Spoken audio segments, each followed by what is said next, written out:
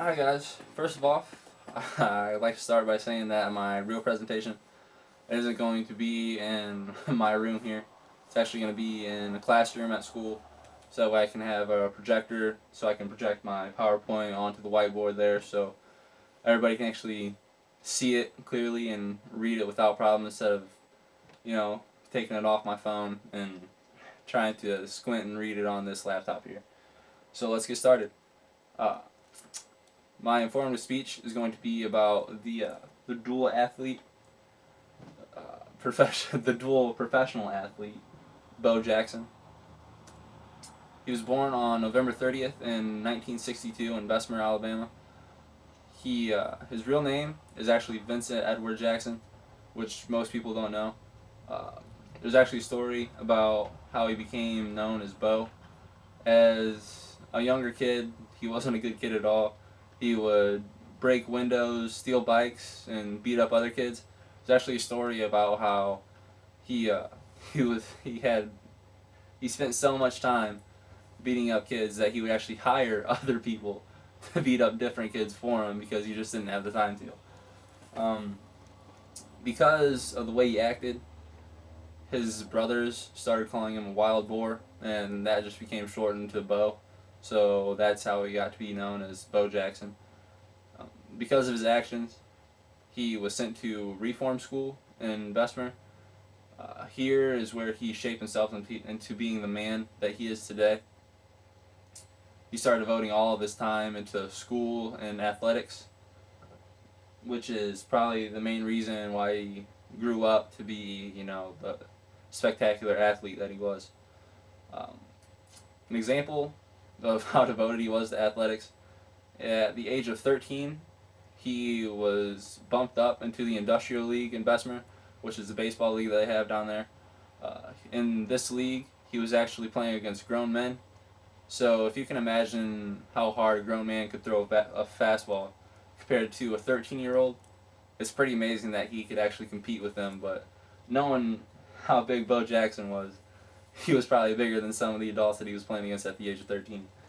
So, and coming out of high school, not only was he one of the most, athletic people, but he caught the eye of college scouts and Major League Baseball scouts.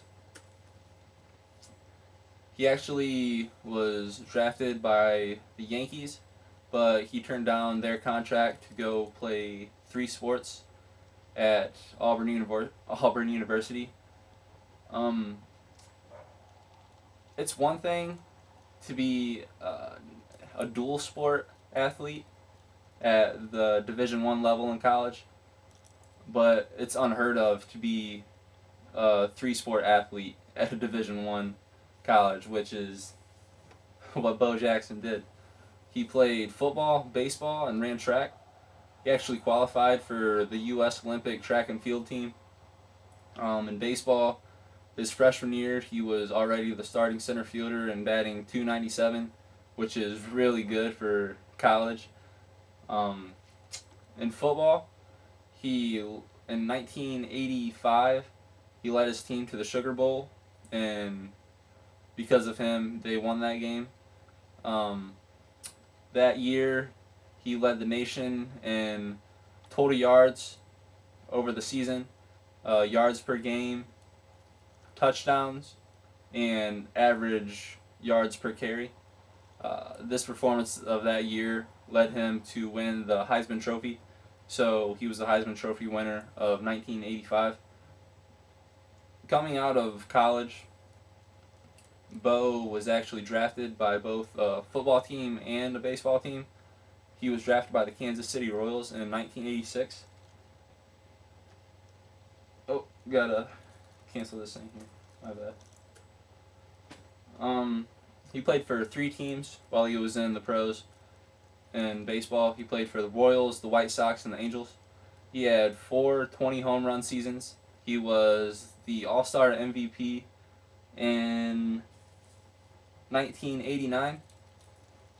And he actually tied the record for most consecutive at-bat home runs. So he got up with 4 home runs. He got up 4 times, and each of those 4 times he hit a home run. and that was in a consecutive order, which is basically unheard of at the professional level. Um, the following year, after his rookie year of baseball, he actually signed with a pro NFL team. Uh, After turning down the Buccaneers to play baseball, the following year he was drafted in the 7th round by the Oakland Raiders. This was kind of a, just go for it, because the Raiders still didn't know if he was, set on baseball, or if he would come to the NFL and play, or if he would just play both. Luckily, Bo Jackson accepted that, and he was a dual sport athlete at the professional level, which is absolutely amazing. If you think about another professional athlete that was a dual sport, was Michael Jordan, and everybody knows how great he was at basketball, and he was also an excelling baseball player too. Um, he was Because he was a dual sport athlete, he became well known for his Bo Knows Nike campaign. This is where he was like, Bo knows track, Bo knows hockey, Bo knows, surfing. Like, it's right there. Uh, he was just thought of as this, superhero that could do whatever he wants, because he basically was a superhero in, many kids' eyes. He still is in my eyes today. Um,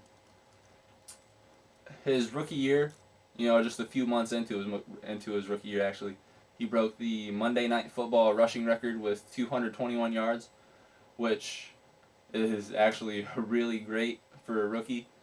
Um, However, football is what ended his pro career in both sports. Sadly, his the end of Bo happened actually on. It was a simple running play. He got tackled. It wasn't a huge hit or anything. It was just a regular, you know, Joe tackle. So, what happened was,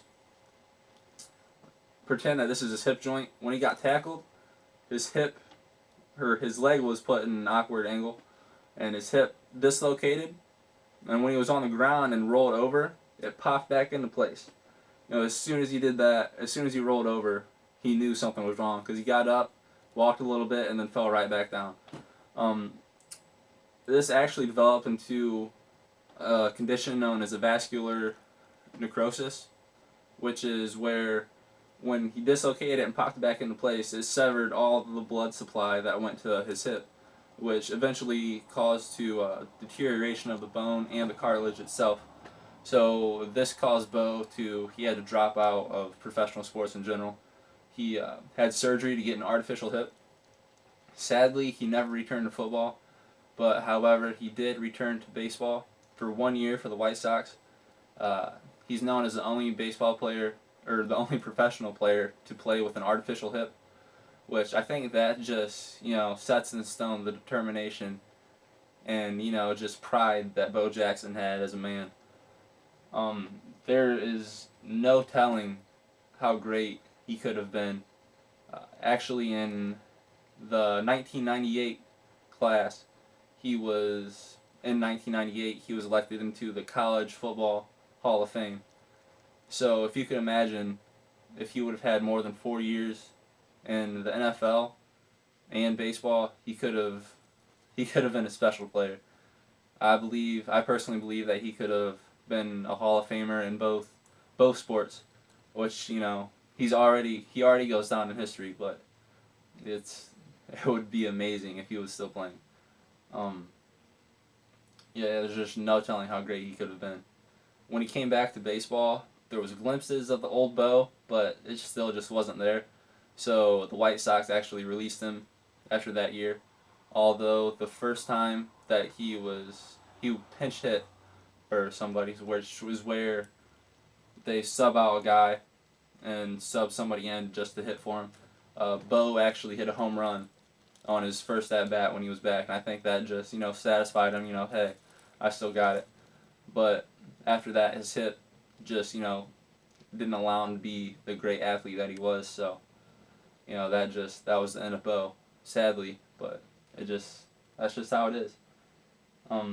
But yeah, like I said, there's no telling of how great and of an athlete that he could have been. That's Bo Jackson.